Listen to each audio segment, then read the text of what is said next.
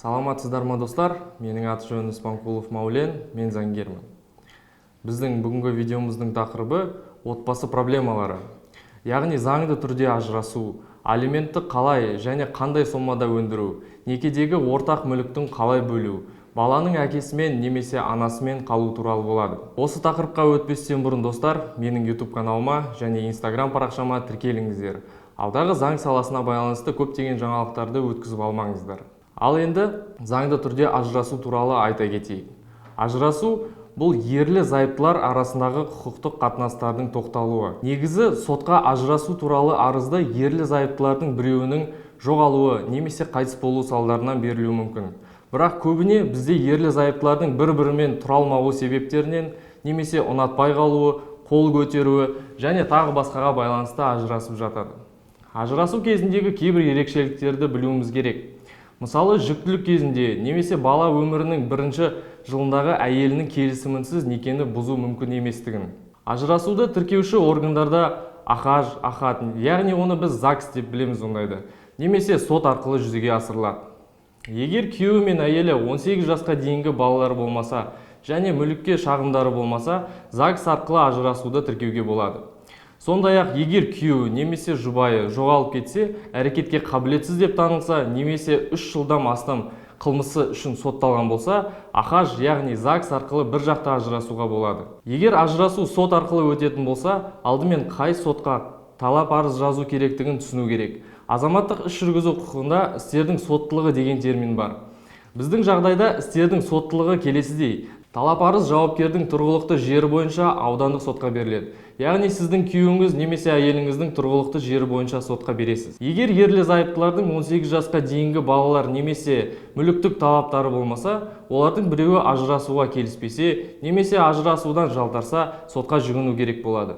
Егер ерлі зайыптылардың біреуі ажырасуға келіспесе, онда сот татуласу осы мәселелері үшін 6 ай беруі мүмкін. Ондай жағдай болмас үшін сотқа беретін талап арызды татуласу мүмкін еместігін және не үшін мүмкін емес сол туралы жазып кетуі керек.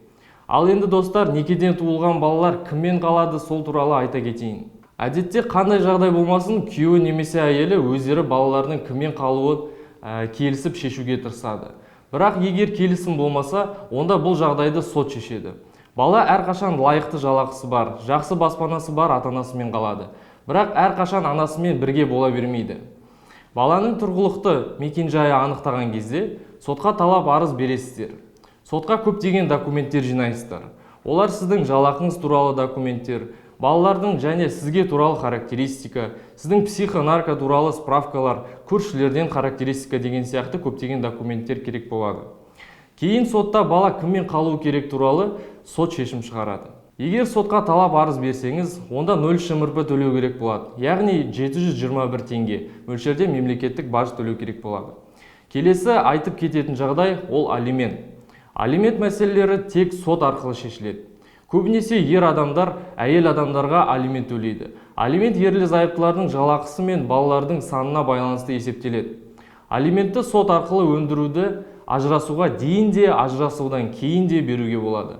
Алименттің негізгі өздерінің ставкалары болады. Сол ставкаларына келетін болсақ, бір балаға ата-анасының табысының және өзге де табыстарының 4-тен 1 бөлігі, 2 балаға ата-анасының табысының және өзге де табыстарының 3-тен 1-і, 3 және одан да көп балаларға ата-анасының табысының және өзге де кірістерінің жартысы. Мысалы, егер сізде 200 мың теңге осы жалақыңыз болса және сонымен қатар 2 балаңыз болса, онда алимент 28 МРП, яғни 67 мың теңге болады. Егер сіздің жалақыңыз 350 мың теңге болса және 1 балаңыз болса, онда алимент 36 МРП немесе 88 мың теңге болады. Егер жұбайы, әйелі немесе алимент төлеуден жалтарса, онда сіз оны ата-ана құқығынан айыру туралы сотқа шағым бере аласыз. Келесі айтып кететін жағдай некедегі ортақ мүлікті бөлу. Ең біріншіден, некеден кейін қандай мүлікті бөлуге болады және қандай мүлікті бөлуге болмайды деген сұраққа жауап берейік.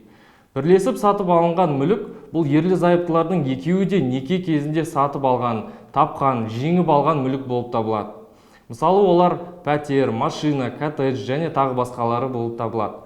некеге дейін сатып алынған сіздің пәтеріңіз, машинаңыз, немесе саяжайыңыз және неке кезінде алынған жеке заттарыңыз, яғни аяқ киім, несие карталары, құжаттар ажырасу кезінде бөлінбейді. Әрине, егер сіз ажырасуды шешсеңіз, сотта сөз бұйдаға түспеу үшін алдын ала неке шартын жасасқан дұрыс. Бірақ егер неке шарты болмаса, көбінесе сот мүлікті 50-50 бөледі. Бірақ ерекше жағдайлар бар. Мысалы, егер сіздің күйеуіңіз ұзақ уақыт жұмыс істемесе, алкоголь ішсе, есірткі қолданса, бала тәрбиесімен айналыспаса және үй шаруашылығымен айналыспаса, онда сот арқылы оның үлесін азайтуға болады. Содан кейін көп бөлігі сізге қалады. Бұл яғни күйеуіңіздің ортақ мүлікті алып шашып жүргенімен тең. Көптеген адамдар ажырасқаннан кейін қарыздар қалай бөлінетіні туралы сұрайды. Көп жағдайда қарыздар оларды өз мойнына алған жұбайында қалады. Бірақ неке кезінде алынған кредит ол ортақ кредит болып табылады. Соттасып жатқан сол кредитті екіге бөлуге болады. Немесе сол кредиттің жарты ақшасын жұбайыңыздан өндіріп толық кредитті өзіңіз жапсаңыз да болады. Ал енді достар, менің видеом өзінің мәресіне жетті. Менің осы YouTube каналыма, Instagram парақшама тіркелуіңізді ұмытпаңыздар.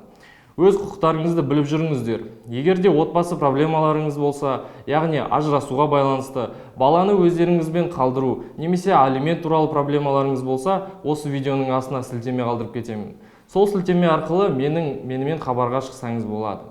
Назар аударғандарыңызға рахмет, сау болыңыздар.